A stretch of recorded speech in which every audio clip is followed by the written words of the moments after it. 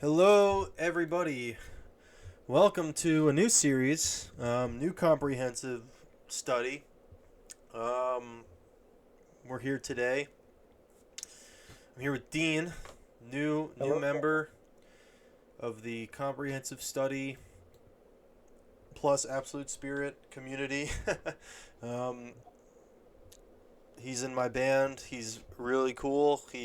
Told me he was reading Nietzsche, and I'm like, "Yo, that's awesome." Nietzsche's really interesting. I need to read more Nietzsche, especially me being in the continental philosophy circles. People reference Nietzsche a lot. They use Nietzsche to make arguments, and I don't know a lot of the time what exactly is being said. At least when they're making like passing references.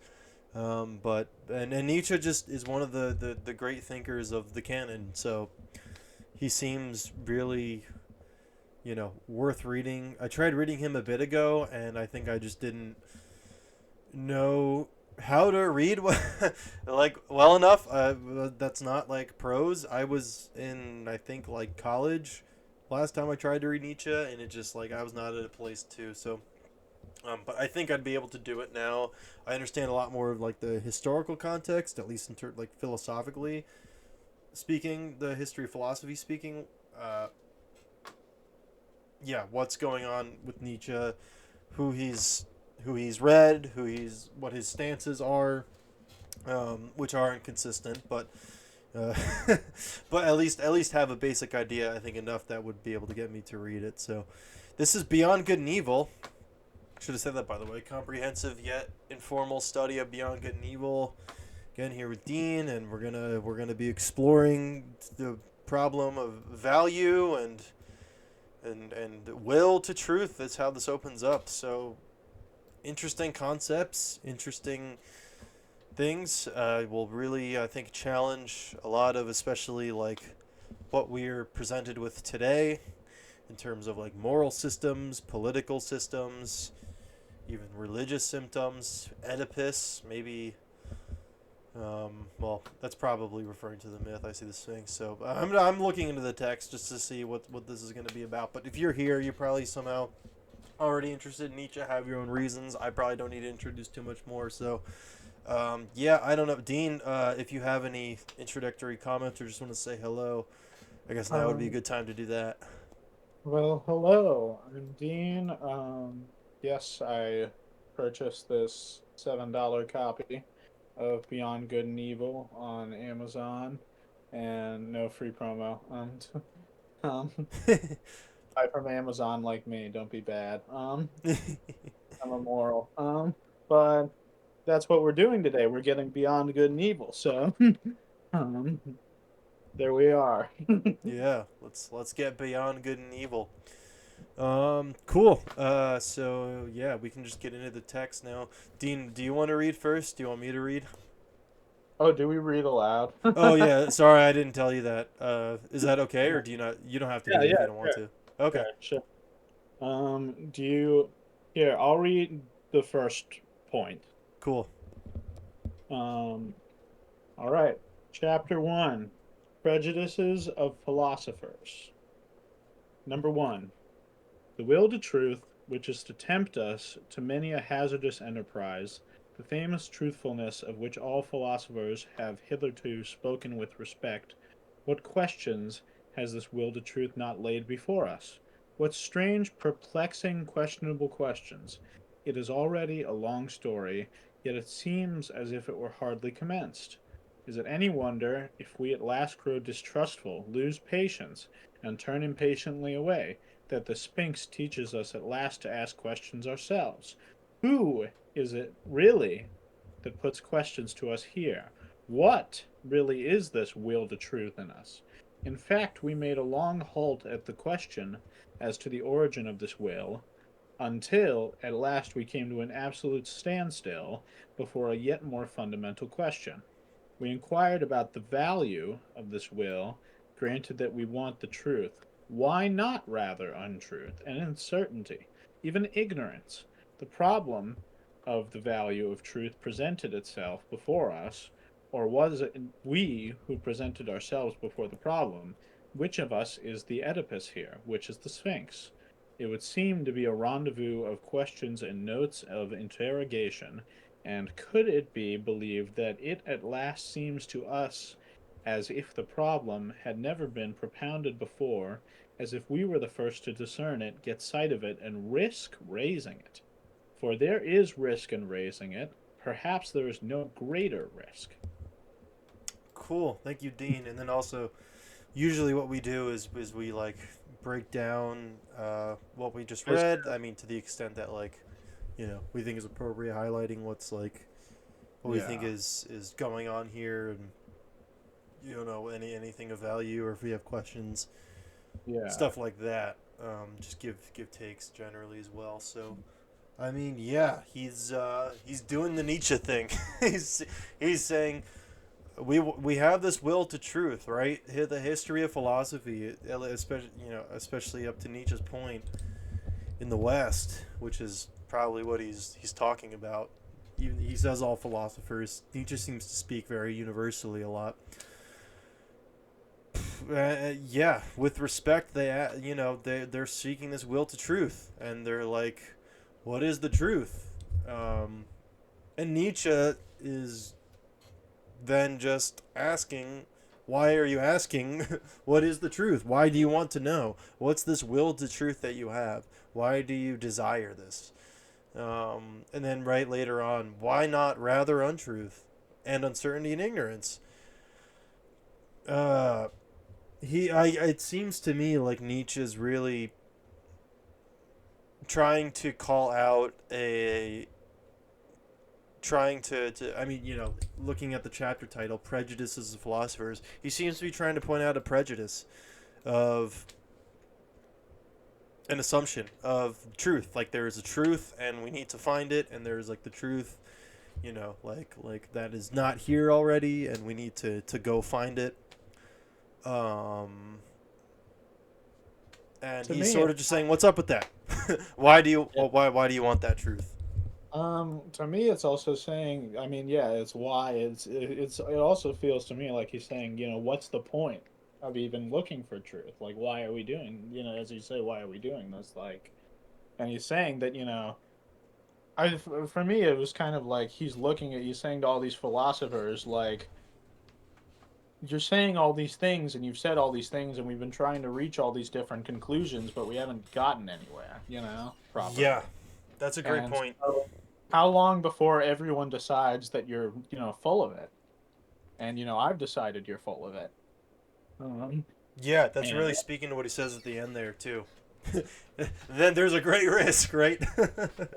he's kind it's of like he's kind of being the classic Nietzsche there too. He's really uh right in the first paragraph, he's, positioning himself against all of, a philosophical establishment that he's putting up. yeah, he's really questioning the whole enterprise, really implying, like you're saying, Dean, that it's kind of like you said, he's kind of just calling them out and being like, yeah, really, no, not not happening. It's not. We're gonna raise something else. We're gonna raise this problem of untruth and uncertainty and ignorance, and we're gonna see what lies here. We're gonna switch the paradigm that philosophy has sort of just been dogmatically following up to this point. I think the point about Oedipus and the Sphinx is he's kind of saying, in a way, to me, that there are these, philosophers, and they kind of are in this, proverbial ivory tower, and they're the ones, asking all the questions and putting like for the looking for the answers from everyone else. You know what I mean? And whereas I think he's saying that we should all be asking questions ourselves. And that we are the Sphinx and Oedipus in a way, whereas there's no clear delineation of roles. That's what I think of that, at least.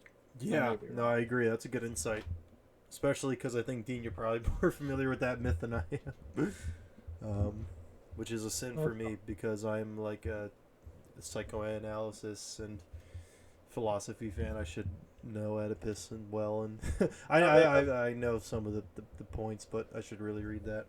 Um, Well, there are different parts of Oedipus that are sort of relevant to different thinkers in a way. yeah, like this is totally different from how Freud uses it. I know that. This is the part of Oedipus that's like he Riddles. goes, yeah, the riddles, yeah. It's just about questions and positions of authority in a way. Yeah. Um, Cool. So I'm that's ready where to move on. Nietzsche's Yeah, undermining authority, get wasting no time. he's first he's and he is wasting no time either patting himself on the back. It seems, saying there's a great risk in raising it. I'm yeah, doing well, something risky, guys. Look at me. I'm destroying philosophy. It's I don't know. Maybe that's just my impression of Nietzsche coming out a little bit too much there, but the I think capitalization. I just think it's so funny. Sorry, what? I don't know. Appreciate the boldness. Yeah, no, I mean I do too. I don't want to just play him off as like it's just like an edgy kid or anything like I did. Always It's telling. cool what he's doing here. It's cool. I I fuck love with it. Shoot for the stars. You know. Yeah, you see a lot of like too like the proto 20th century continental thinkers here, right? Like the I mean, a lot of his thing is like will to power too, as opposed to will to truth. And I mean, I'm sure we'll get there if we get. I mean, he has a separate work called Will to Power, but I'm getting Yeah. ahead of myself. But my point here Will. is you can Yeah. see the groundwork of thinkers like Foucault analyzing right power relations and structures of really questioning structure itself, so the structure of truth. Um, you know. Actually, I don't know. Maybe Foucault's the only one I really see directly. I mean, yeah. Well, you know, Deleuze, I guess, thinking that there is a will to truth, right, as opposed to maybe like a will to creativity or a will to Yeah. difference. I don't know. Yeah, a lot of you can see the groundwork here for lots of post Nietzschean thinkers too, where they're getting it. So He also shows up in more so the arts as well, in a way. I think Nietzsche is very prevalent in the arts, I agree. comparative, I'm maybe. not as in those circles, but I certainly heard of that. And I'm ready to move on to number two if you are. yeah, that sounds good. I can read this one unless you want to keep reading. But Um, you want to read? I'm just looking through the book because there's a lot of feels like some are longer than others, yeah, that's but what I was wondering. um, I can read. Where does five start? Oh, there's five starts. Do you want to read? I can read two, and do you want to read four? I can read two and three, and do you want to read four and five, and then I'll read six? So you read 2 and 3. I'll read four, Yeah. 5, and you read 6. Yes. Cool. Okay. In that case, let me Um. just hold on. My thing is like not. hmm. Go back to the other page, yo.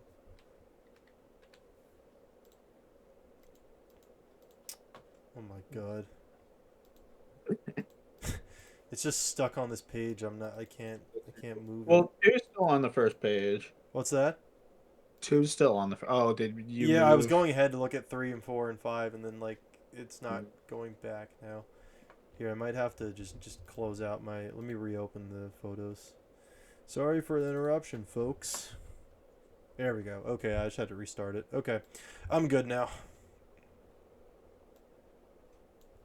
All right, you ready? Yep, yep. Okay. Number two. How could anything originate out of its opposite? For example, truth out of error, or the willed truth out of the will to deception, or the generous deed out of selfishness, or the pure sun-bright vision of the wise man out of covetousness. Such genesis is impossible. Whoever dreams of it is a fool, nay, worse than a fool. Things of the highest value must have a different origin, an origin of their own. In this transitory, seductive, illusory, paltry world, in this turmoil of delusion and cupidity, they cannot have their source, but rather in the lap of being, in the intransitory, in the concealed God, in the thing in itself, there must be their source and nowhere else. This mode of reasoning discloses the typical prejudice by which metaphysicians of all times can be recognized. This mode of valuation is at the back of all their logical procedure. Through this belief of theirs, they exert themselves for their knowledge for something that is, in the end, solemnly christened the truth. The fundamental belief of metaphysicians is the belief in antithesis of values. It never occurred, even to the wariest of them, to doubt here on the very threshold where doubt, however, was most necessary, though they had made a solemn vow, de omnibus dubitandum, for it may be doubted, firstly, whether antithesis exists at all, and secondly, whether the popular valuations and antithesis of value upon which metaphysicians have set their seal are not perhaps merely superficial estimates, merely provisional perspectives, besides being probably made from some corner, perhaps from below, frog perspectives, as it were, to borrow an expression current among painters. Oh, In artist. spite of all in spite of all the value which may belong to the true, the positive, and the unselfish, it might be possible that a higher and more fundamental value for life generally should be assigned to pretense, to the will to delusion,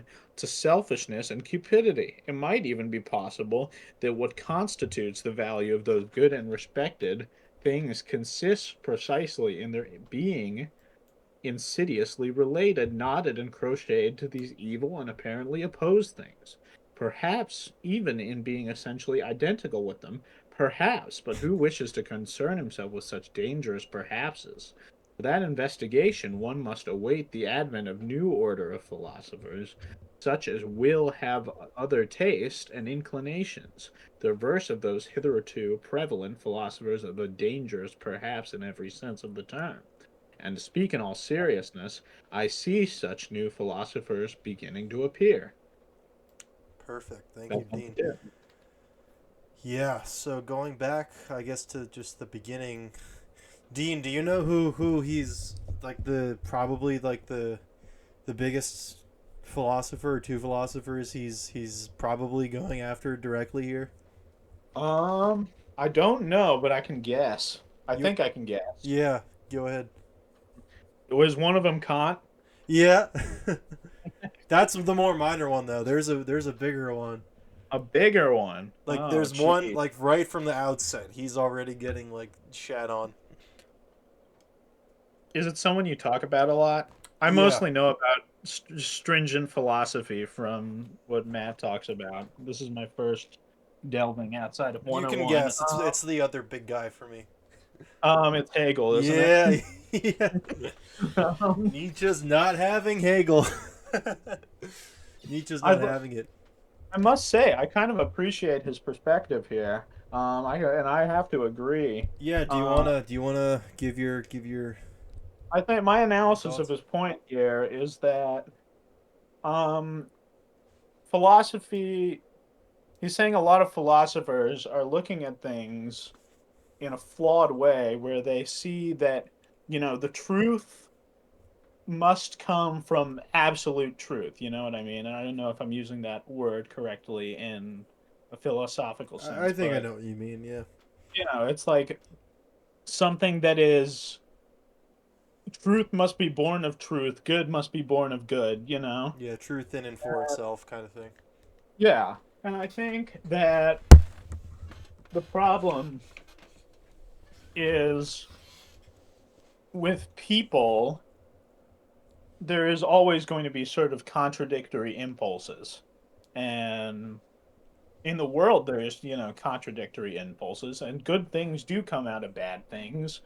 Good acts come out of negative emotions. Yeah. And there's sort of a contradiction, like a lot of things that are good come out of negative impulses and ideas and feelings. And I think he's trying to bring about this idea that it's like we should, look at things from an emotional perspective also, I think, because a lot of philosophy that I know The of it, at frog least the perspectives.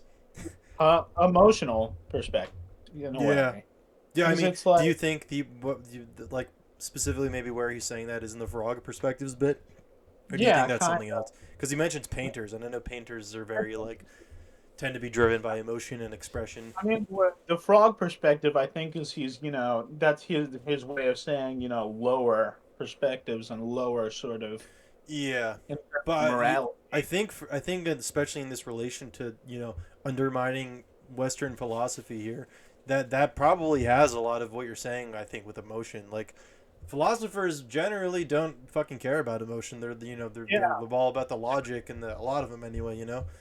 that's what Um, I was about to go into that. I yeah, was yeah, yeah. saying, Go ahead. Sorry, don't want to uh, take away at your least point.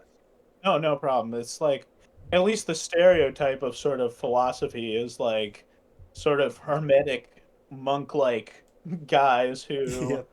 who, kind of sit in their academic offices and write and write and write about their, ideas, but Hmm. it sort of neglects the human aspect in a way, which is, and all humans, as much as you want to be, I don't think any human being can ever fully divorce themselves from emotion, you know? No, You can it's never where a be a lot of the pure, psychoanalysis comes in. I think is helpful yeah. because a lot of that is just you think you're divorcing yourself, especially like pop stoicism we see a lot today, and everyone in bro culture, and they're all like, you just gotta get stronger. I'm gonna get stronger. Like no, dude, you're just repressing your emotions, Yeah, and and I it mean, comes out in horrible ways. I don't think a person can ever like cut themselves off from their emotion and become a complete, machine of logic. So Yeah, it's I kind agree. of if you're trying to do that, you're coming at things from a flawed perspective. And I think what Nietzsche is saying here in sort of his to bring the positive to his negative of like, saying all of you don't do that. I think what he's saying here is we should be, examining things from a place of feeling and emotion and, not discounting that sort of the contradiction of the human experience. Yeah, I think a lot of what you say, um, is definitely what he's getting at in part. But I think there's an important difference in your interpretation and mine, uh, and it comes from when he's talking about So he opens up, right. How could anything originate out of its opposite? Truth out of Hmm. error, generous deed out of selfishness. Yeah. And Dean, you're saying right that stuff happens a lot, right? And I agree with you. I agree with you. I Um, was I thought he was being satirical there. Yeah, well, he Uh, is because he's right. He says such genesis is impossible. In other words, things can't come out of their opposite. He's saying truth can't come out of error. Uh, will to truth can't come out of the will to deception. Um, whoever dreams like that is the case is a fool or worse than a fool. Things can't come out of contradiction. They have to come out of their own origin. He's saying. Which is going after Hegel here, right? Because Hegel, at least, especially like with how he's being interpreted at this point in the history of philosophy, is with like these like neo-Hegelians and especially with the Marxists, right? Things always mhm. come out of their opposite for these dialecticians. Um, and he's just saying that's ridiculous. That's terrible. Now, obviously, today we have much more like Nietzsche pilled Hegel interpreters. Like Zizek is like my number one example, and I think even Hegel himself, it was a lot less dogmatically uh, just trying to create truth out of just like arbitrary opposition. He definitely wasn't doing that. Whether you think you can do that or not is I think you'd have to read Hegel and give him a go. But Nietzsche's take at least is having heard of him certainly and read him is saying no, is saying that that's impossible. I think he takes Hegel to be sort of the peak of these philosophers who think that everything must be opposed. And you see, this is that I was saying Deleuze earlier, especially on this other page here where the second point continues, right? Uh, Yeah. things consist precisely in their being insidiously related, knotted and crocheted to these evil and apparently opposed things, perhaps even in being essentially identical with them. Perhaps. For me, this screams Nietzsche's multiplicity, right? And not really pairing. If you're comparing two things, don't oppose them. Don't see how they oppose each other, but rather see how they're related. See how they're positively related. See how they feed Yeah. off one another. See how they're doing. Nietzsche's very concerned with this sort of negative approach to philosophy, this contradiction based approach to philosophy. He doesn't. He thinks the fundamental belief of metaphysicians is the belief in the antitheses of values. Right? He's very antithesis here. He doesn't think you should be looking for contradiction. It seems, and I think that's what also he means. Dean, you made a good point with the emotions and, just this frog perspective, like getting down to the ground. I think he's saying if you sort of because when we negate things, right, even as Hegel says, right, that's what thinking is according to Hegel, and it seems like according to Nietzsche, but instead of being like Hegel, Nietzsche's saying, I think we need to stop thinking, right? Stop thinking as much. Stop comparing. Stop contrasting. Contrasting, I guess, is really more so what he's saying. Stop contrasting things, and if you're going to compare them, look how they're positively related to each other, right? In Yeah. spite of all the value which belong to the true, the positive, and the unselfish, might be possible. Higher, more fundamental value for life, right? Look at how things live. Look at how things are selfish. Look at how things are deluded. I think, Observe the delusion of people. Don't. Sorry, go yeah, ahead, I Dean. mean, I think I, I think the idea that I see him presenting here, and I might just be restating what you're saying, is that it's like he's saying instead of there being the thesis and antithesis, there is just is what is, and we should look at what is. It's kind of and not try to compare and make things out to be, sort of a grand good and evil thing in a way. One thing leads to the other and contradicts and then cuts as you know, I don't know.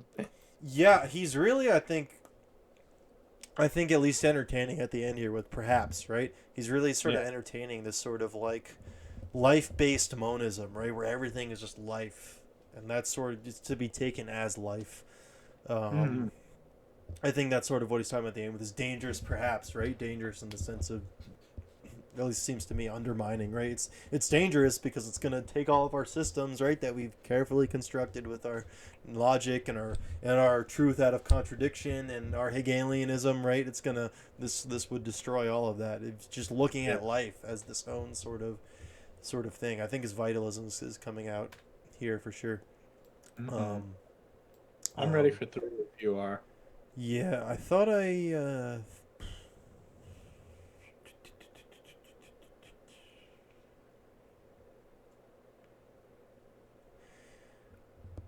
thought yeah, he says something interesting here really quickly. I think the last thing I want to touch on, sort of at the beginning, middle-ish of two, he says, but rather in the lap of being, in the intransitory and the concealed have gone to the thing in itself, there must be their source and nowhere else. This mode of reasoning discloses a typical prejudice by which. So it's interesting, I think, on one hand, right? Because, like I just said, I think he's trying to introduce this like life-based, right? This frog perspective-based monism, Yeah. or maybe even just maybe not maybe it's not a monism. Maybe it's like an infinite multiplicity, maybe more of like a Leibnizian thing, but without the intellectualism and just the multiplicity. Mhm. But he also is getting away from this sort of like.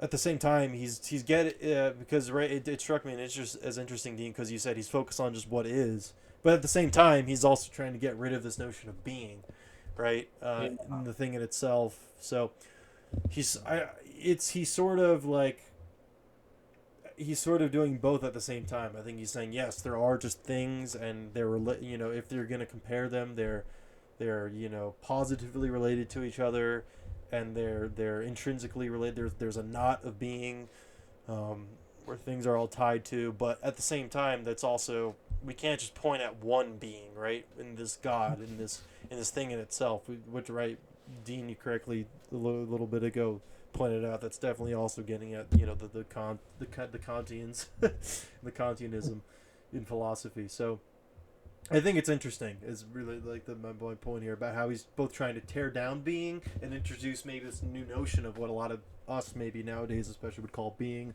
but it's much more vitalist, not intellectual being, and more of like a down with the frogs kind of being. So thought that was interesting. Cool. Yeah, I'm I'm kind ready. of Dionysian in a way. Yeah, Dionysian. Yeah, yeah, for sure. He hasn't mentioned that. I wonder if he'll mention that in this work. I know that's he's big on that. But yeah, we'll see if that comes up in this work too. But I agree. All right, point number three.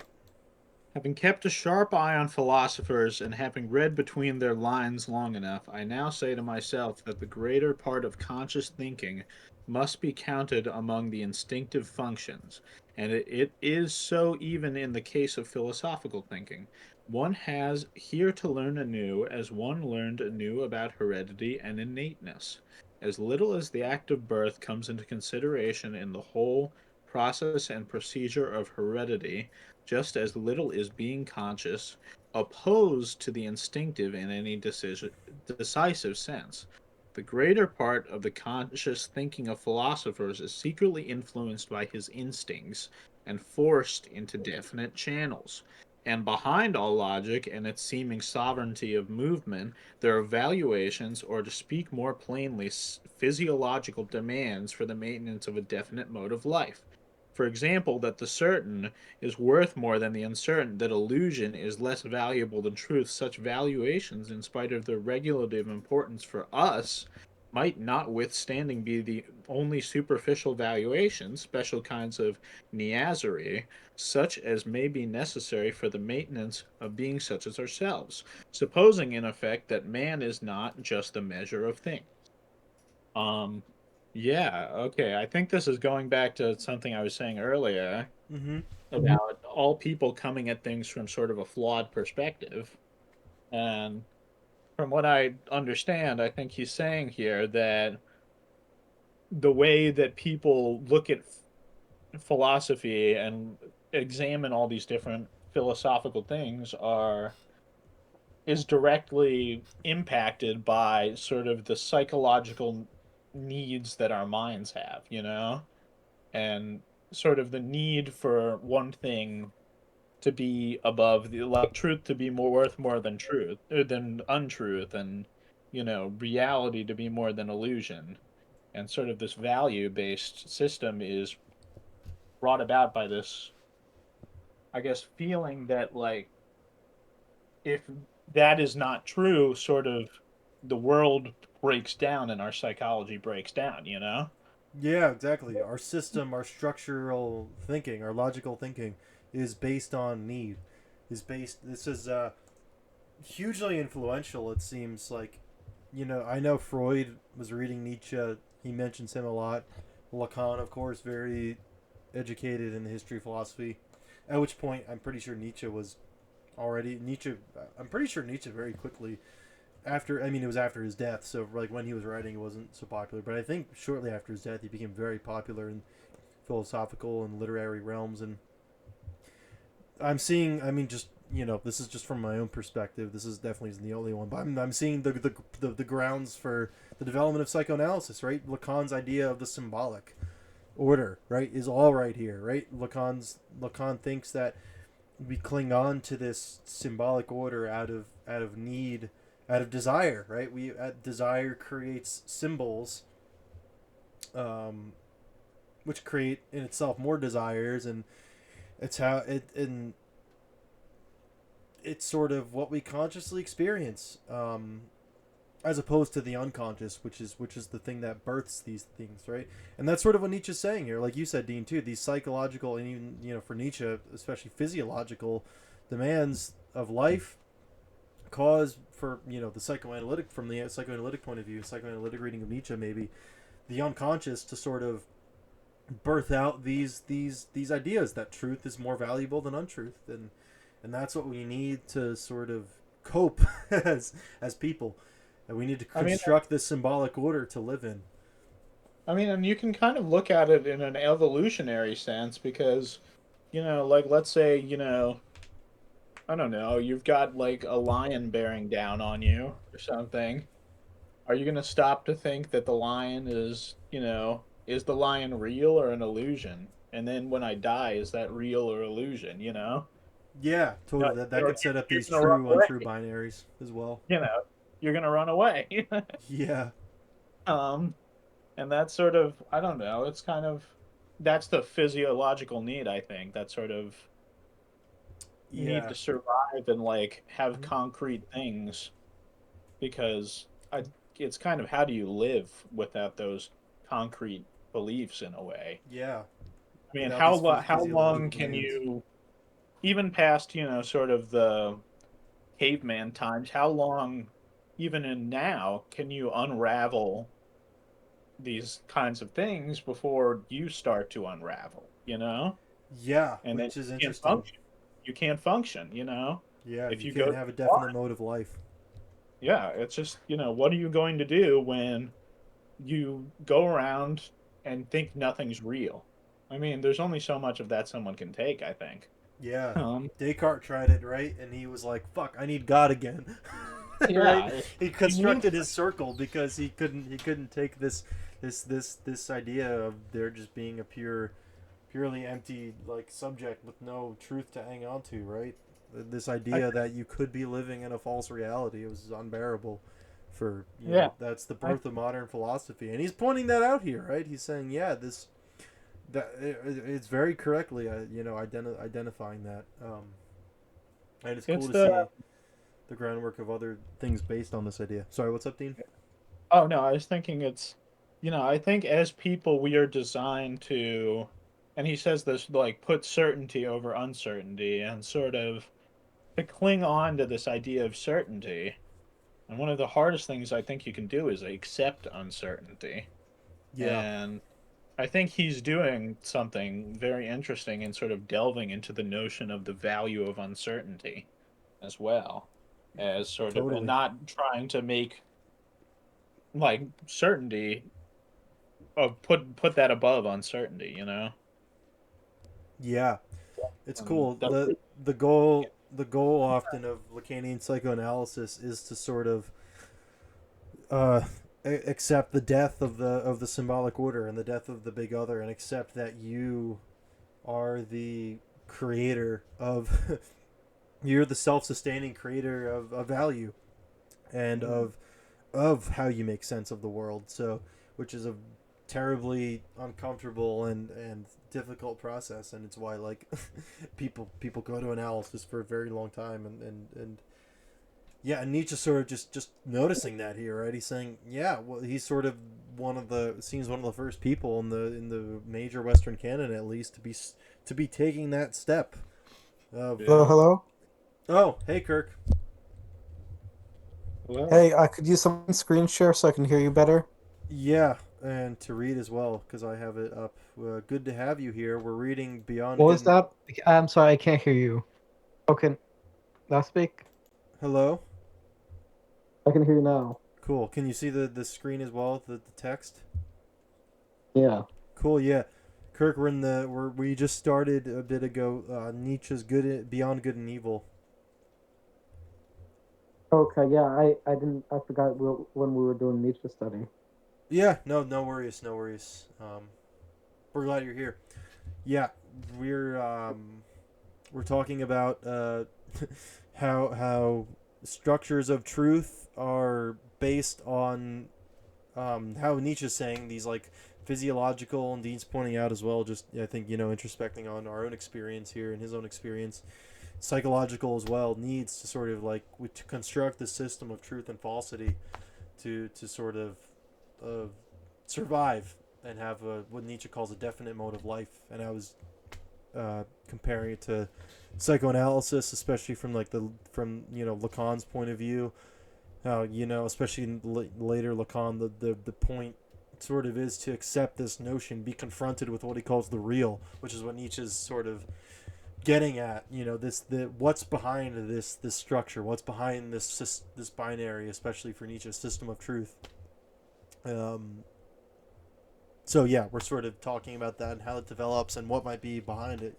I think is probably where we're How going. long So ago did you start? How long ago did you start? We started a bit ago. Let me see how long this has been. Or we started about 40 minutes ago, but we're only on the third.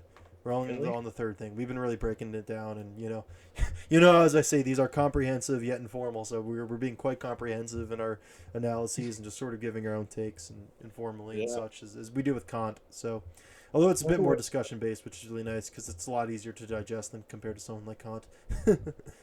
I heard that Nietzsche influenced the Foucauldian Foucault and postmodernism. Yeah, we were just talking about that in the second paragraph. He was really talking about like structures of truth.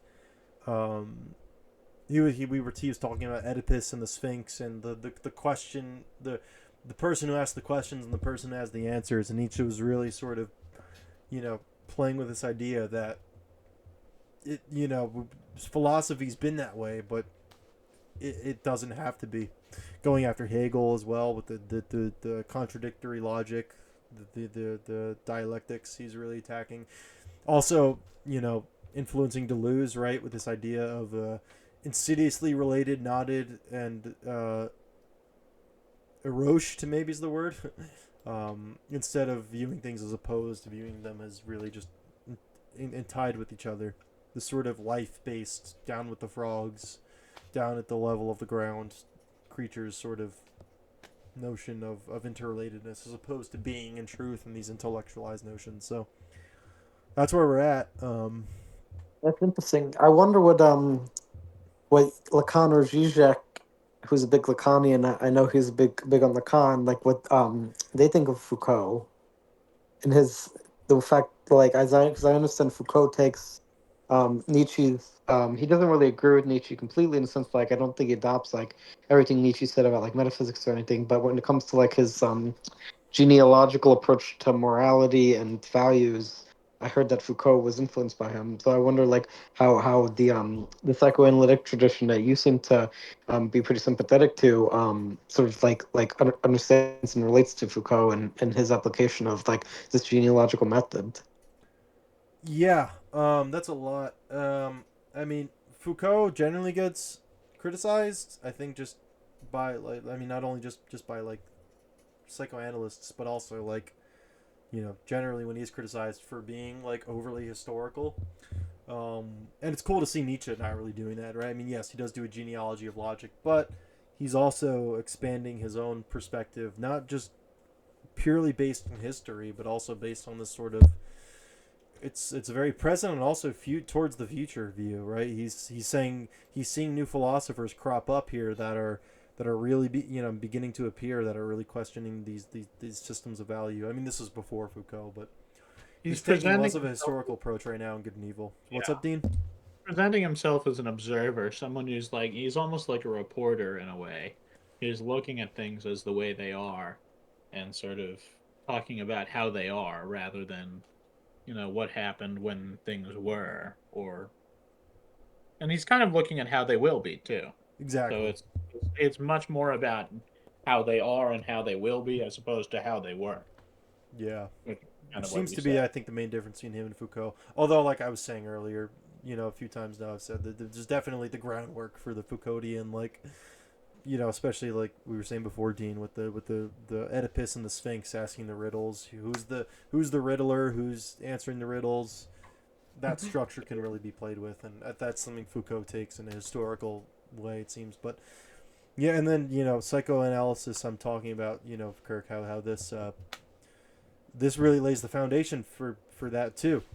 Like Freud read Nietzsche, Lacan read Nietzsche. This notion of overcoming a symbolic order is totally present in this third paragraph. So that's really what I'll say about that without getting too repetitive and too long. But just to catch you up and bring you up to Yeah, speed. but I was just curious, like what the psychoanalytic tradition, at least that you're sympathetic to, says about like Foucault's like understanding that like power is the essence of like subjectivity. Like is there like a response to that? Is there agreement? Is there partial agreement? Like I'm just Um, curious.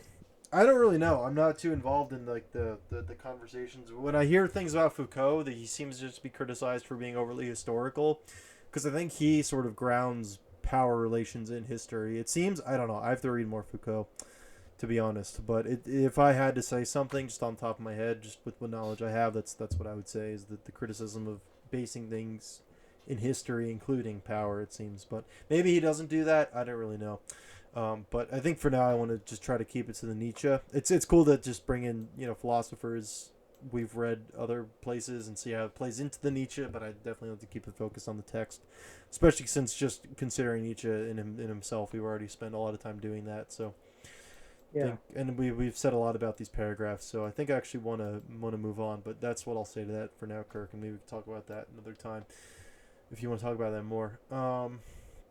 Okay, I think I was going to read the number 4, but Kirk, if you can see the screen share, and if you want to, now that you're in here, we're happy you're here. If you want to read as well, let me know, and I'll let you read this fourth paragraph. Read. What's that? You can read. Okay, I'll kick off with number 4 then.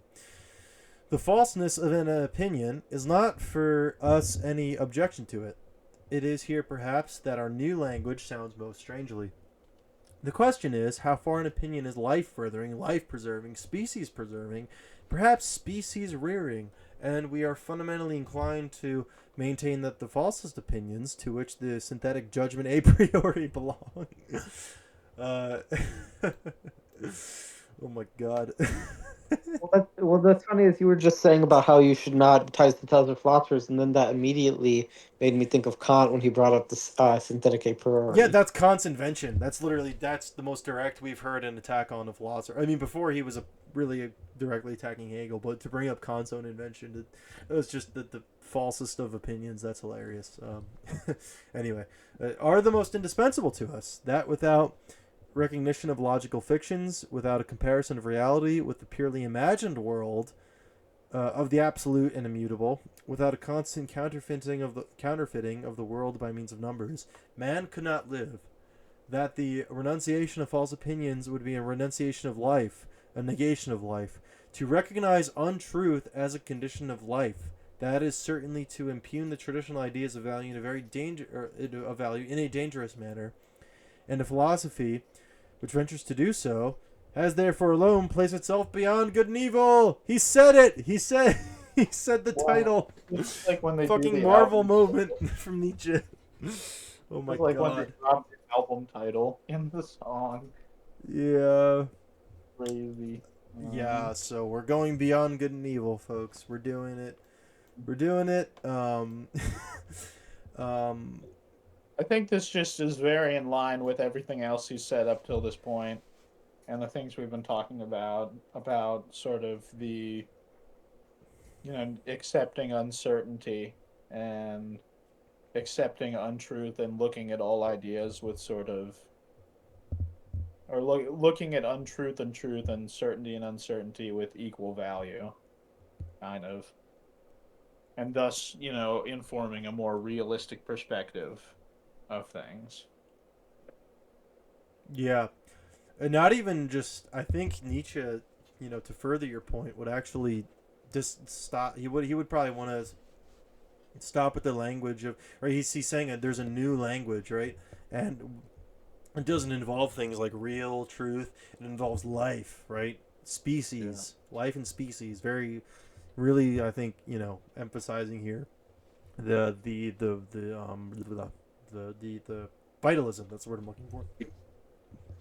Also, specifically with species, wanna quickly also feature the relation to Marx here, right? I see a lot of people like on Twitter too, especially like identifying as like Nietzschean Marxists or Marxist Nietzscheans, and I think there's some overlap with Marx and Nietzsche here with the species preserving and species ring, right? For Marx, a huge. I mean, I'm getting more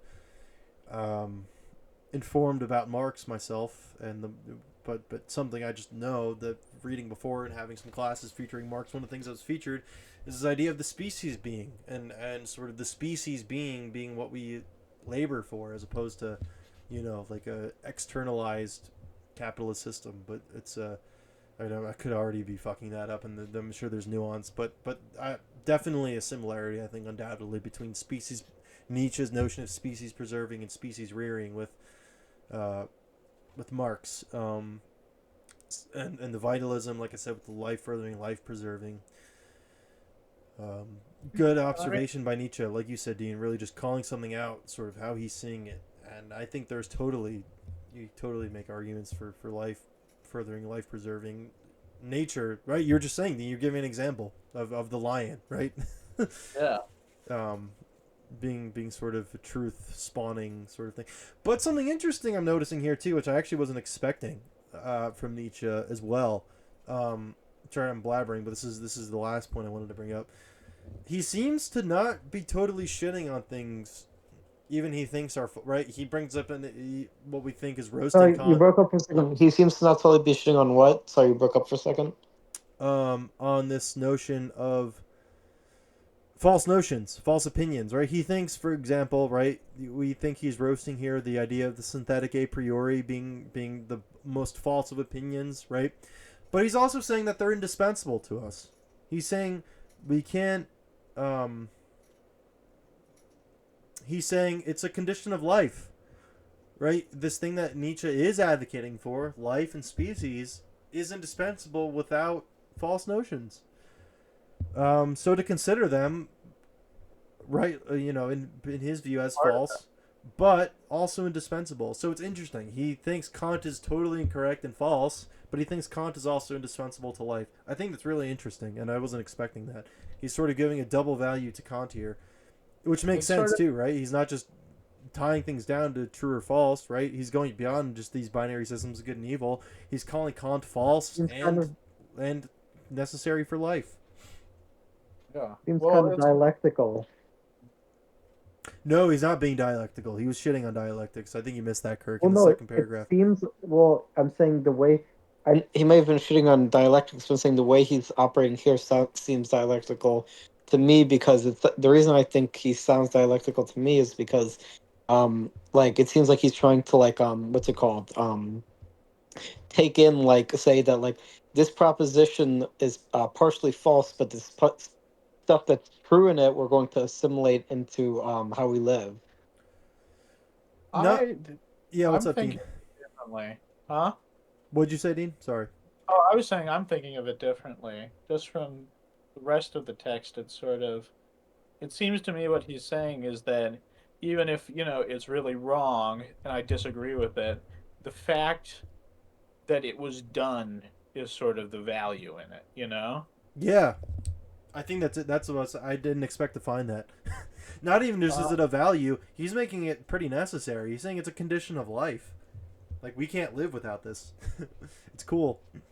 and I think it's really interesting the way he's. I mean, to me, it's something, and maybe this is what drew me to Nietzsche as someone who's more arts focused, is sort of this idea of like living is the thing that matters, and it's like doing, and you can think and think and think, and build up all these sort of platonic worlds in a way. But living is, what's going to bring the great revelation in a way. That's kind of how I feel about this. Yeah. But then the interesting thing, I think, especially the thing that he brings with the synthetic a priori, it's sort of double character, as I've said.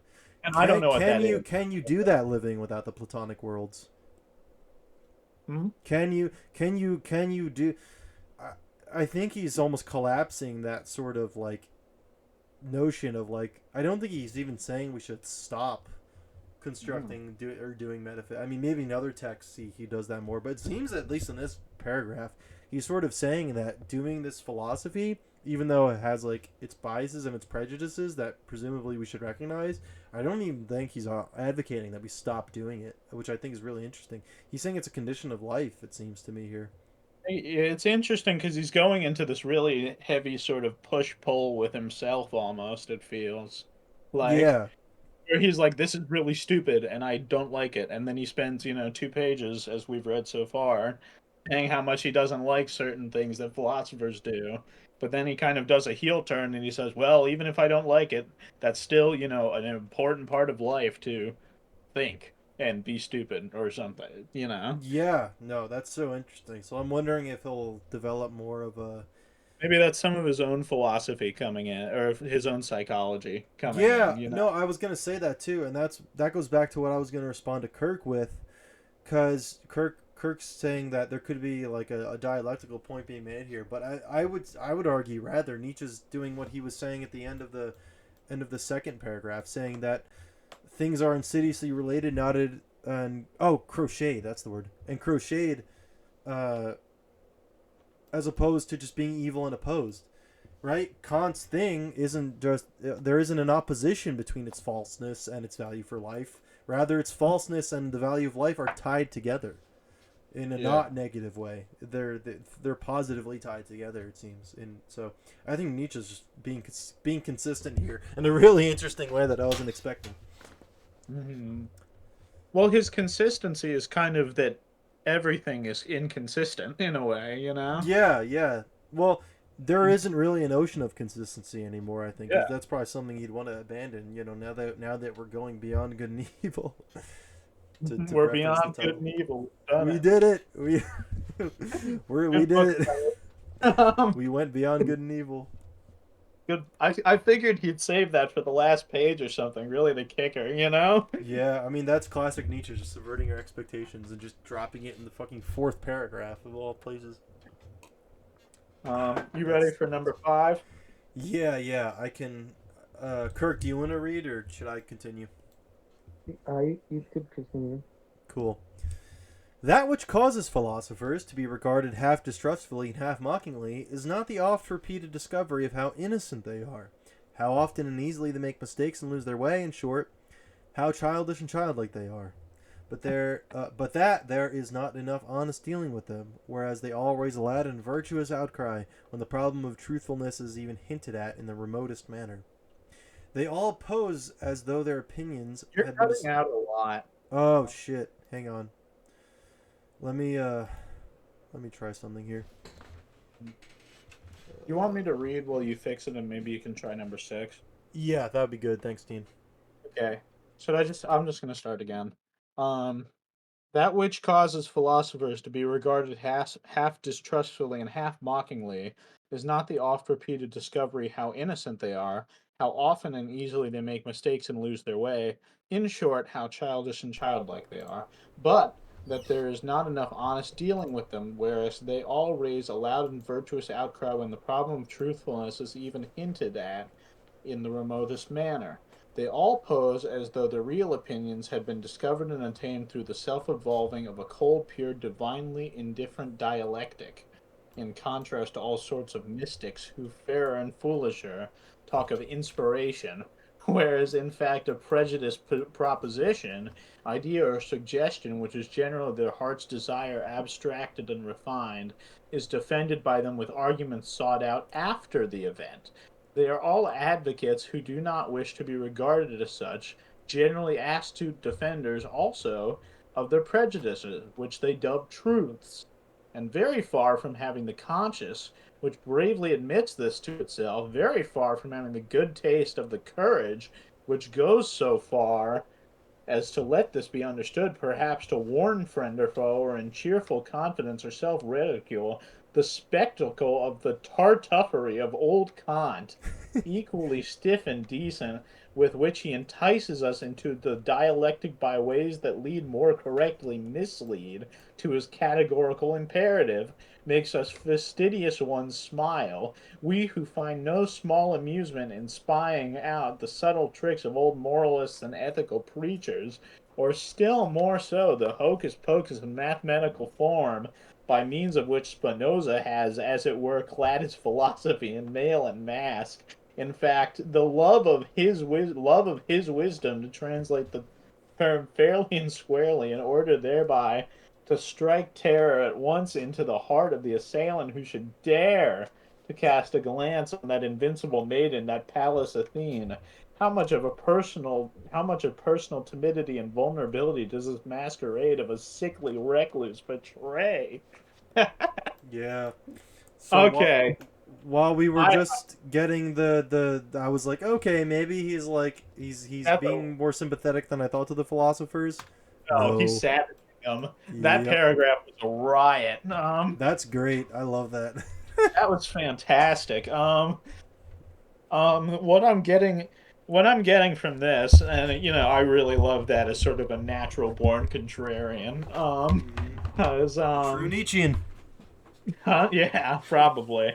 But it's like, what he's saying here is that, from what my understanding, is that philosophers, much like mystics, have these sort of divine revelations, and as opposed to mystics who will say they're just divine revelations, philosophers sort of scramble to justify them with like what they would consider ironclad logic, and that they're all kind of spineless in that they don't have the decency to admit that like it was a feeling, you know, and that it's just something to consider rather than they make it absolute fact and try to defend it with this sort of this logic or math or whatever when it's really just another revelation that someone had.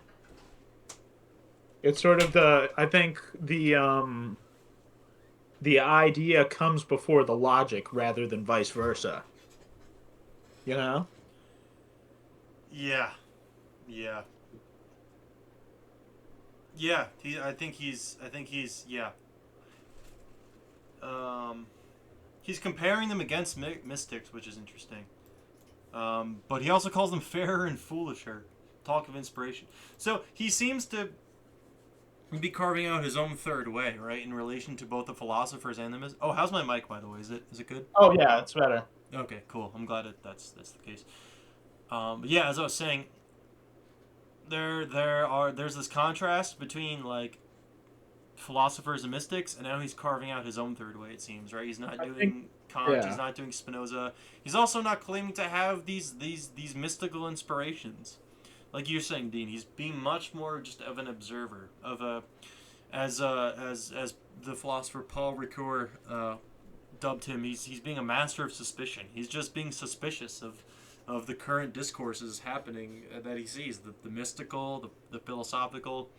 And he's really just calling out both for what he thinks are both of their all their I shit. Yeah, I think the point he makes about the mystics when he's saying they're fair and foolish, I think what he's saying there is he sort of respects them above his fellow philosophers in a way, rather than, or maybe not, he thinks they're dumber, but he respects them more Yeah, because they have sort of the innocence, and that's the fairer part, I think, I agree. to admit that it's to talk of just divine inspiration.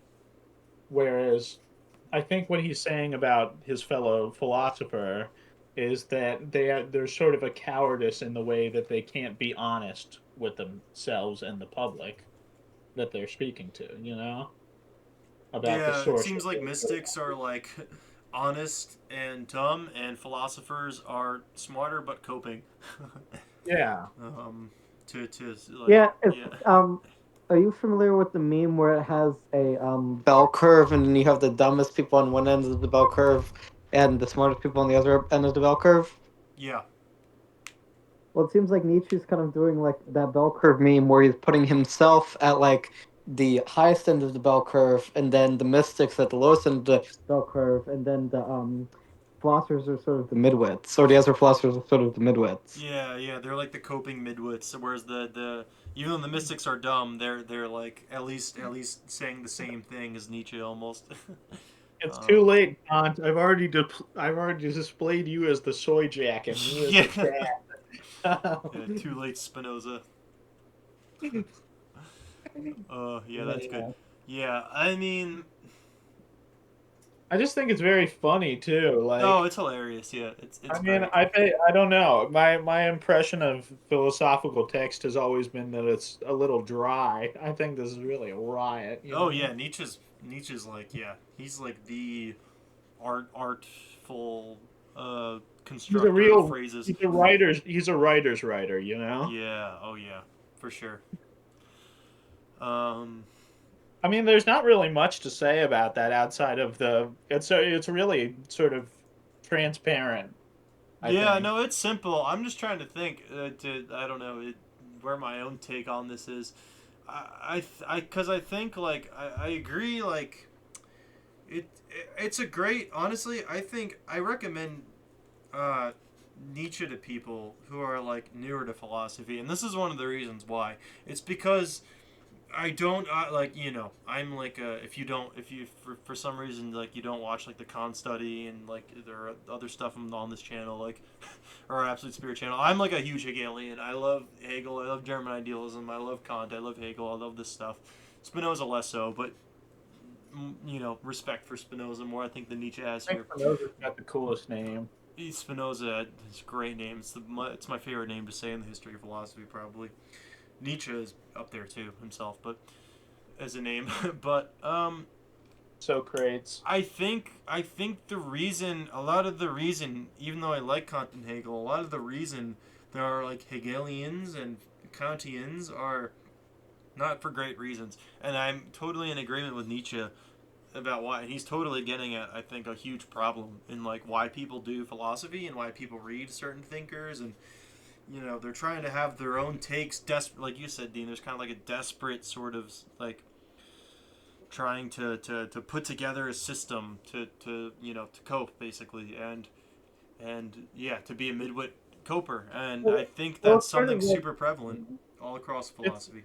it's like this feeling of like when you're intelligent, it's kind of like I have to justify this, and you have an idea. It's like I have to justify this idea, and it's kind of the ego of like if I don't justify it, people will think I'm stupid. You know? Yeah, no, totally, and it's the yeah, again, it's just totally, it's interesting to see how this lays down the groundwork for something like psychoanalysis, which really advocates for at least from the Lacanian perspective, the death of the big other, right? The death of this judge who tells you that you need to justify everything, right? You can be your own spontaneous agent, which is funny Mm-hmm. because I think someone like Kant would and Hegel would still agree with that, but I Mm-hmm. think he's looking more so at Kant and Spinoza in this passage as some less of what they do and what they say and more so why.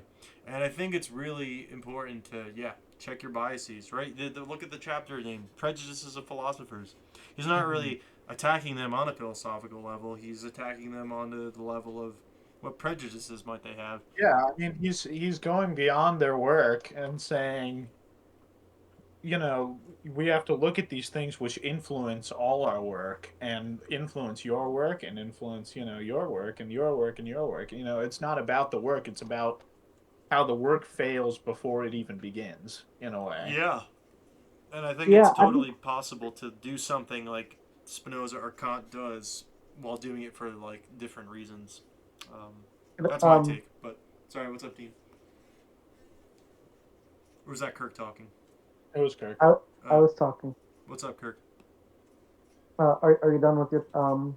That's my point. Yeah, you can talk. Yeah. I just wanted to bring something in. It's sort of like something that I think relates to this, but from a popular cultural angle, which is like to bring this into Nietzsche's point about the philosophers and how they sort of like use these ideas to cope. Like, so have you ever seen are you familiar with the TV show The Sopranos? Yeah. So in The Sopranos, I haven't watched all of it, but I've watched part of it. But I remember seeing some episode where this kid named AJ was saying something about Nietzsche, and I think what AJ was doing was sort of he was doing like he was criticizing his dad, which is sort of how Nietzsche was criticizing the philosophers. Because if my memory serves me correctly about this episode, I'm pretty sure what AJ was saying was something similar to Nietzsche, which is that his dad was using like I think it was Catholicism as sort of like a coping mechanism to justify his actions. Is it that scene where it's like he's like life is absurd, and then and then his dad is like I'm gonna throw you out the fucking window. Is that one? I think so. Yeah. That's such a funny clip. There's so many like YouTube poop Me edits at of it. Phelps when I bring up Camus. Yeah, yeah. Life is absurd. Yeah, you could have killed those girls. Now that would have been interesting. Although Nietzsche wouldn't agree with that, right? Nietzsche's assuming what I'm interpreting about him saying, vitalism and the life affirmation. Yeah, well, He's it's not absurd. I think he's saying life is life. yeah, life is based. There's sort of a glory in life, as opposed to sort of it being meaningless and absurd, Yeah, almost. yeah, exactly. Which is cool to see him He's, counter I think people he's as well. saying, you make the meaning rather than kind of. There is no meaning. Yeah, Yeah. the And classical. there is no, whereas Camus is like there is no meaning and you should be fine with that. Yeah, yeah, Freedom in there being no meaning. yeah, yeah. I agree. The meaning is definitely there for Nietzsche, just not in the way that the right now I think he's concerned with showing how the old meaning is not great. Yeah, Still necessary, but not great. I don't know if he's gotten into sort of his Yeah, I don't really position. think so. I think there are hints of it here, but I don't think he's really directly like He's getting I think he's sort he's of cooking. taking everyone else to task, and then he's destroying before he's demolishing the building before he rebuilds it, you know. Exactly. Yeah, I agree. I'm Um, ready for number 6. yeah, me too. My mic is better, right? Yeah, yeah. Okay. I did not think it would take. I mean, I gave you like 5 pages because Yeah, I there's thought a whole other. If you want, that. we can take a break whenever people want. Do you want to go to? Do you want to finish out 6 maybe? Yeah, and then maybe we'll cut it there and do the rest next time. Yeah, that sounds good. Cool. Because that should take us up till next time should take us up till 10, Yeah, which is yeah. another like 2 pages. Cool. Yeah, we're already over an hour. Yeah, this is Yeah, great. This is the I love this stuff. It's so nice to have yeah someone who writes this clearly, but also this openly. And there's a lot of references and a lot of places to comment. It's really nice and really gets the mind cranking. Okay. Um, okay. 6. It has gradually become clear to me what every great philosophy up to now has consisted of, namely the confession of its originator and a species of involuntary and unconscious autobiography. Oh, unconscious mention. And moreover, that the moral or immoral purpose in every philosophy has constituted the true and vital gem. The true vital Oh, gem. you're cutting again. You're cutting again. Oh. Okay, give me one. Sorry. You're good. Give me 1 sec. Should I read? Do you want to? Or yeah, I can hear you.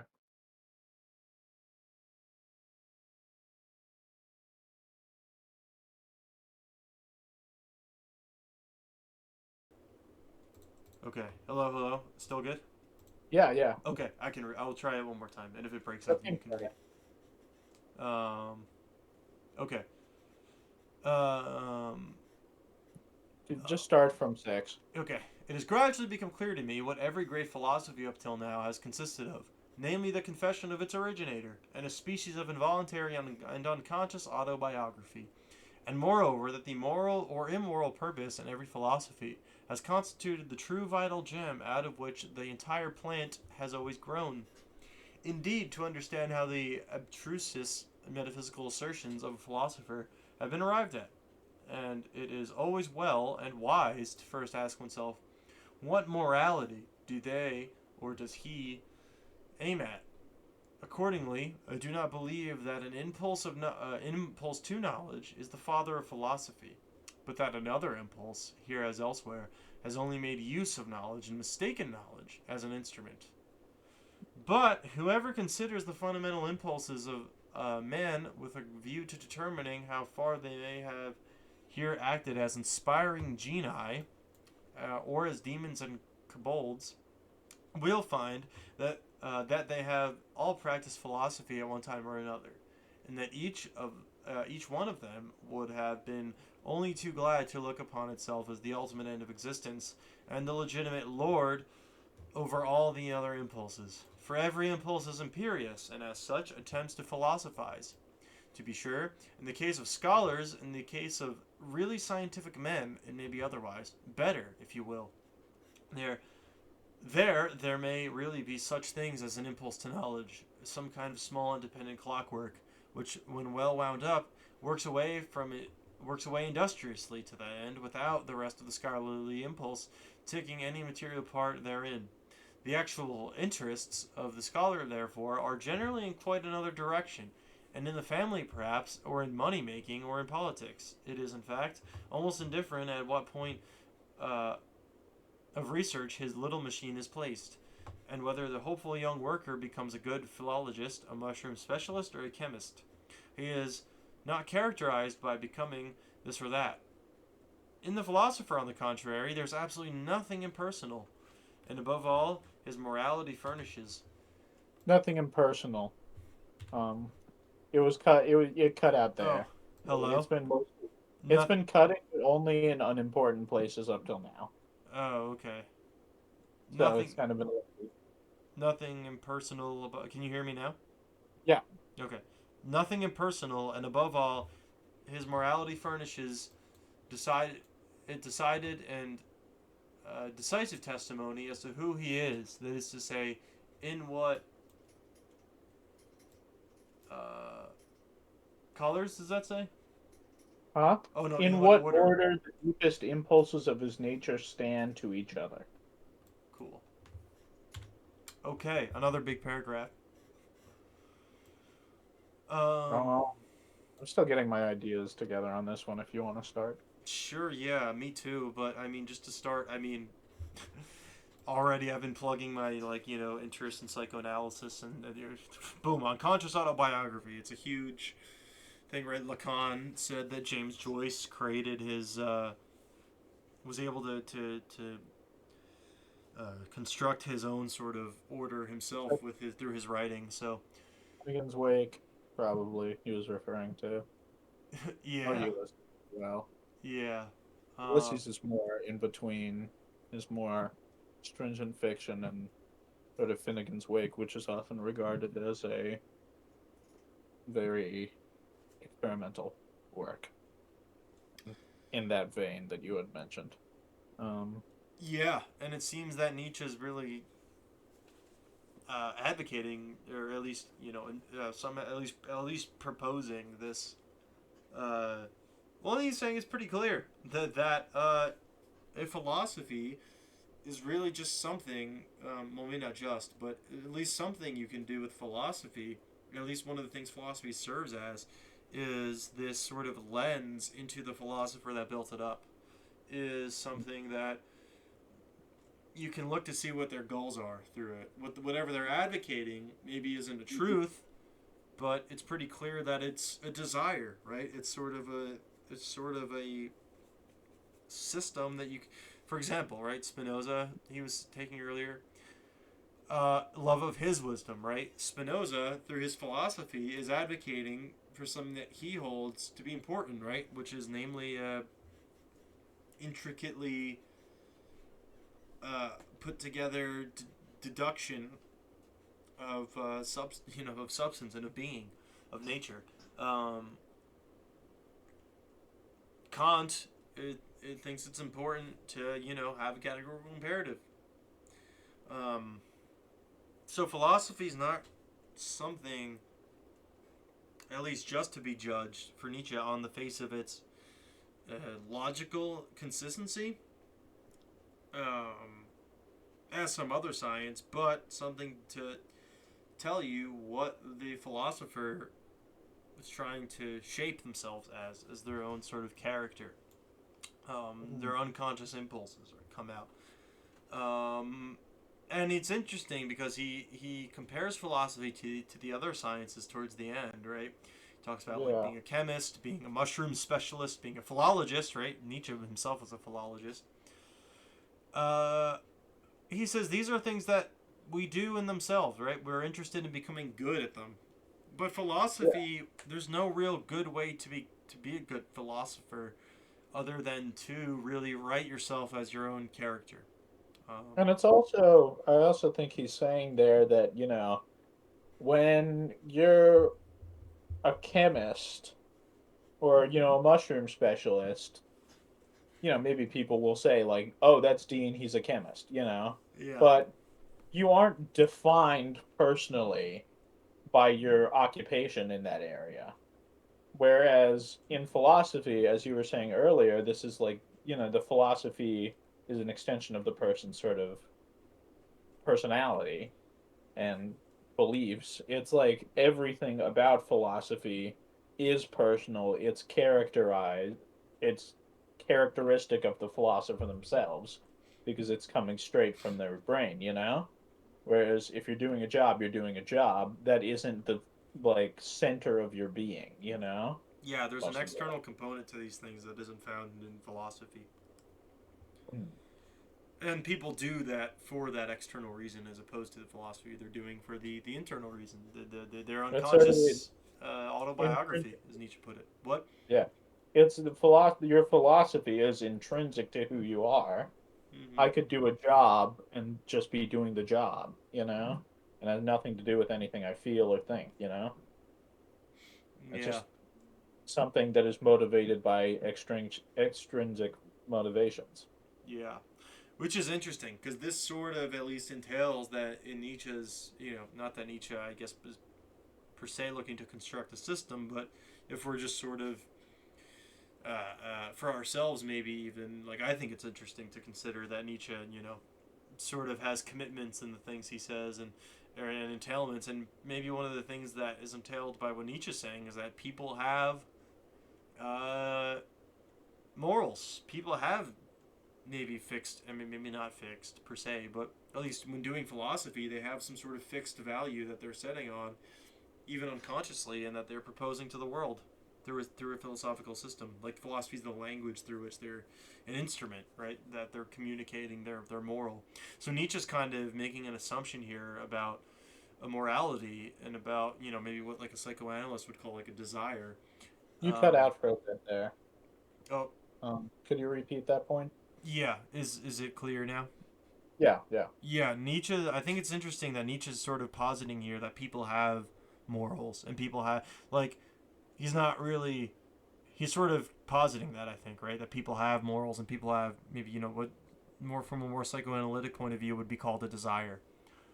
Um, I, yeah, well, to me, in a way, it's sort of when people say their philosophy, and people like go to the lengths to write their philosophy and sort of have this long, you know, have 100-page books about their ideas. I think the goal is ultimately because they do it because they think they're right. yeah, And they want to spread this to other people, kind of, and convince other people of the correctness of their ideas, and therefore it's sort of and I think it goes back to sort of this point overall goes back to what he was saying in part number 5, um, that they all pose as though their real opinions had been discovered and attained through the self-evolving of a cold, pure, divinely indifferent dialectic, where it's not the case. As he's saying now, it's influenced by morality and your own personal feelings about the world, kind of yeah, the philosophy. for sure. Yeah, I think it's interesting. Yeah, I agree a lot with it, but I also think it's maybe to just push back against Nietzsche a little bit. I think it's interesting to consider how philosophy might change you. I don't think Mm. he would say that philosophers do that, but yeah, I guess that's where I would push back a little. I think I've totally been changed and blown away by philosophers coming in with my own morality, admittedly, and my own set of values and my own desires and my own unconscious autobiography, and I come in and it's totally blown away by whatever not whatever philosophy, but by certain philosophies. Like I made a video on the Absolute Spirit channel about how Immanuel Kant saved my life. Totally blew me away. Totally changed how I look at the world fundamentally, and I think I don't know if that's a power that Nietzsche would prescribe to philosophy. That at least something I think is cool. So, um, I think it's sort of, I don't know. Looking at it, it's kind of like I feel like there is room for but that in this in a way. yeah, yeah, I think there still is. I just think I he's mean, not really focusing on that. So it's sort of yeah, something because that the would way upset. he's saying is it's like you as a person are your philosophy is defined by you as a person and your own views of the world and your morality, which is influenced by others' philosophies. If Yeah, you think about it. Like he's not saying that explicitly, but that's yeah, it could be something that's like implicit. that's the obvious conclusion in a way. Like we're all influenced by Yeah. the philosophies of people we've read, people we've lived with, and people we were raised by, taught by. Yeah, all of yeah. the comes together to sort of influence who we are, which influences our own personal philosophy, you know? Yeah, maybe he'll elaborate more on that um, in the future. Hmm. Whether or not he thinks I totally agree that there's room for that. I'm just not sure. Like you I know, said, yeah, I don't know if he's saying that explicitly, but yeah, that's, I that find I would that. agree with that the most. Not in terms of just interpreting him, but in terms of like what actually happens in my experience and in my reality and in my life with the frogs and all that. And he's gonna go on in section 7 to call them malicious, but this recording is already an hour and 25 long, so I think maybe Yeah. we'll call it here for today. But this has been a really good session. I really enjoyed this. Thank you, Kirk and Dean, for joining. Um, Yeah. Getting a bookmark for myself. nice. Yeah, so it's Dean. At the end of Kant study, what I do is I usually give a Kantian wisdom of the day, and Huh? maybe I can continue that tradition here with Nietzsche. Maybe I can give like a Nietzschean wisdom of the day, perhaps. Mhm. Um, or anybody else. Feel free to offer up a lesson you took away from the reading that you can offer to the Mm. viewer. Um, embrace contradiction. Based, I think. Yeah. That's what I took from it. Yeah. Embrace this feeling that,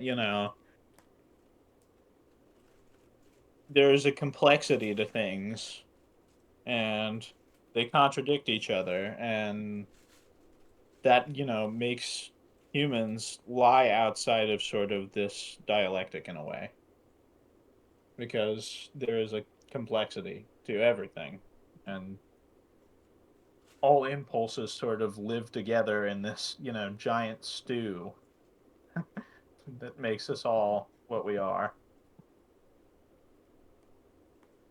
Yeah. That's Going what I more on think. that dialectic point, my Nietzschean wisdom of the day is that the dialectic. Nietzsche probably doesn't think there is one, but if there is one, it's not divinely inspired, right? From the Mm. outside, it's a self, like Dean said, that there's a self perpetuating sort of pool of desires. It seems that uh, really define who we are, or at least what we do. And I think maybe going beyond the text a little bit and just giving my own take on it, take responsibility for it, right? Be like, hey, this is my desire, and really recognize it, which I think Nietzsche's definitely saying. But also, yeah, I think it's a good idea to take, not to sound too much like Jordan Peterson, but I think it's a good I think idea that to say, hey, this is mine, this is my desire, and this is I I'm think gonna, that's when we get to the will to power. That's gonna be more on the mind, yeah. So yeah, taking I would agree responsibility. with Dean for sure. Recognize that. Um, yeah, Embrace it. Love it. embrace it as yours, as your own. Love your uncertainty. Love your contradiction. You Yeah, know? embrace it and see what happens with it. Be creative, right? Don't just Yeah. don't negate things. Don't be too with such like a set intention. Be a little exploratory. I feel like that's probably going to be a theme of the book, so I don't want to make Yeah. too. But yeah, still though, that's it's a lot of what happened in the text. So that's Mm. at least our Nietzschean wisdom. Kirk, do you have any Nietzschean wisdoms of the day to give to our No, dear viewers? No. no. No. Fair enough. All right. Cool. Well, thank you Yeah. for joining us for our first comprehensive yet informal study of Beyond Good and Evil. We'll continue next time with section 6, or no, we did say 7 onwards. 7 onwards. 7 7 onwards. to 11 probably. Yo, with a reference. Again, no free promo. Yeah. Thank you to all the lovely viewers at Absolute Spirit, and thank you to Matt for having me. Oh, of Um, course. Thank you for joining. You and Kirk. It's mhm. been very wonderful to have you all here reading this with me. Well, that's it. This is almost an hour and a half long. Gone on long enough. God bless Yeah. you all. Farewell. Um, we'll see you next time for more Nietzsche. So long, and thanks for the fish. Bye bye.